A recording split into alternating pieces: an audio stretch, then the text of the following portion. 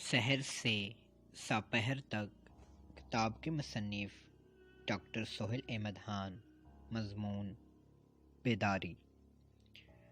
ڈوگرا دور میں کسی شخص کا واقعہ جس نے حاضر جوابی کا مظاہرہ کرتے ہوئے اپنے تمام تر بیان کو مسترد کر دیا۔ ڈوگراؤں کا راج تھا۔ مسلمان بیچارے لاکھوں کی تعداد میں ہونے کے باوجود مٹھی بھر ڈوگراؤں کے غلام۔ یہاں کے مسلمانوں کو اتنی ہمت ابھی تک پیدا نہ ہوئی تھی کہ وہ یہ سوچ بھی سکتے کہ یہ ڈوگرے ہمارے آقا کیوں ہیں، کس نے بنائے اور کب تک بنے رہیں گے۔ ہر گھر میں گائے ہوتی تھی۔ مسلمانوں کی نظر میں ایک دودھ دینے والا چوپایا اور ڈوگراؤں کے ذہن میں تمام خوشیاں دینے والی گو ماتا۔ اگر مسلمانوں کی صرف گائیں مل کر ڈوگراؤں کے خلاف بغاوت کر دیتی تو ڈوگرے 5 منٹ تک مزاحمت نہ کر سکتے تھے، مگر پھر بھی اگر مسلمان کسی گائے کو ذبح کر دیتے تو مسلمان کو جواباً ذبح ہونا پڑتا۔ ڈوگراؤں ہی کی ریاست کے ایک گاؤں کے راستے پر فضل حسین چھڑی کو تیسری ٹانگ بنائے تاج محمد سے اپنی زندگی کی پرخطر مہموں کی داستانیں بڑے مزے سے اور فخر سے سناتے ہوئے نہ جانے کس طرف جا رہا تھا۔ پھر تاج محمد کو اپنی کوئی داستان یاد آ جاتی اور وہ اپنی کہانی شروع کر دیتا، جیسے پچھلے برس نہ بلکہ پچھلے سے پچھلے برس میری گائے بیمار ہو گئی، بہت علاج کیے گئے مگر ناکام رہا۔ پھر اسے ذبح کرنے کا پروگرام بنایا اور 7-8 پڑوسیوں کو بھی مدد کرنے بلایا۔ پروگرام بہت خفیہ رکھا کیونکہ اگر ڈوگرا راجا کو پتہ چل جاتا تو کہاں جاتے۔ خیر، ہم نے بھی بڑی ذہانت کا مظاہرہ کیا۔ ہم نے رات 12 بجے گائے کو قابو کر کے ڈھایا، پھر ہم نے زندہ اس کی کھال اتاری اور پھر اسے ذبح کیا۔ فضل حسین زندہ کھال اتارنے کی وجہ نہ سمجھ سکا، لہذا اس نے اس کی وجہ پوچھی۔ نہ تاجے، یہ کیوں؟ تاج اب تھوڑا چوڑا ہو کر اور بڑے ہی عالموں کے انداز میں سمجھانے لگا، دیکھ یار، اگر کوئی ڈوگروں کو خبر کر بھی دیتا تو ہمارے پاس بچنے کا بڑا زبردست بہانہ تھا۔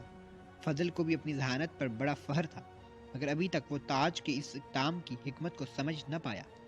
وہ کیسے یار؟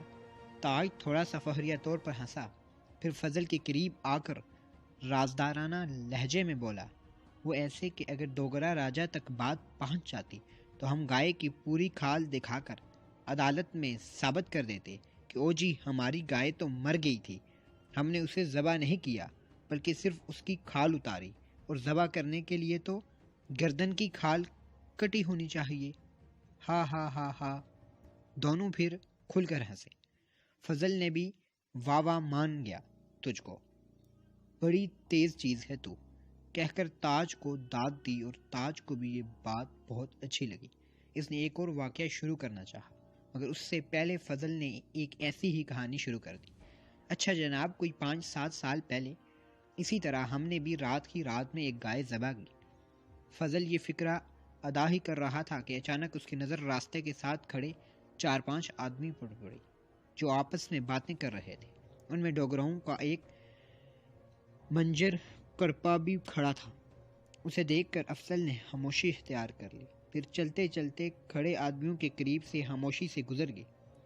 کرپا کو شک ہو گیا کہ ضرور یہ آدمی کسی خفیہ چیز کے متعلق بات کر رہے ہیں، لہذا وہ افضل اور تاج کے پیچھے چلنے لگا۔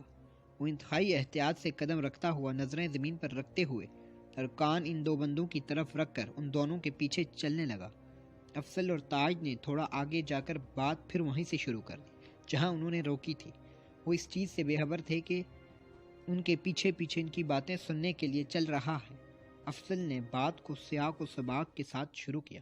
اچھا جناب، تو وہ میں گائے کے متعلق بات کر رہا تھا۔ کرپا اور چوکنا ہو گیا اور دل میں خوش ہوا کہ چلو راجہ صاحب کے لیے ایک اور خبر مل جائے گی۔ افضل اسی طرح فخر سے کہے جا رہا تھا کہ جناب، ہماری گائے ایسے بیمار ہوئی، ہم نے اس کا علاج کیسے کرنے کی کوشش کی اور پھر اسے ایک رات بنا خبر پھیلے کیسے ذبح کیا اور گوشت کیسے تقسیم کیا، اور پھر جو گوشت بچا۔ اچانک افضل نے کنگھیوں سے پیچھے دیکھا۔ کرپے کو اپنے پیچھے دیکھ کر پاؤں سے زمین نکل گئی وہ انتہائی ڈر گیا، زبان خشک ہو گئی، لہذا وہ ادھوری بات پر رک گیا۔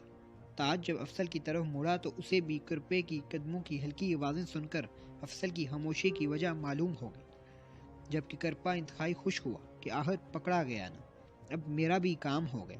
چلو راجہ صاحب کو بتاؤں گا کہ فلاں شخص نے گاؤ ماتا کو ذبح کیا ہے، اور پھر مہبری ہو جائے گی، بھلے بھلے، چلو کچھ رقم بھی مل جائے گی۔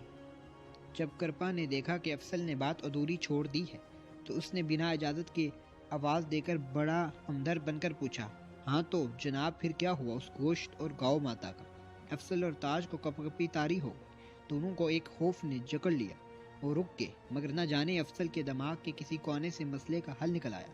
اس نے بڑے اعتماد سے پیچھے مڑتے ہوئے کرپا کی خوشیوں کو یہ کہتے ہوئے ہاک میں ملا دیا، پھر کیا ہونا تھا؟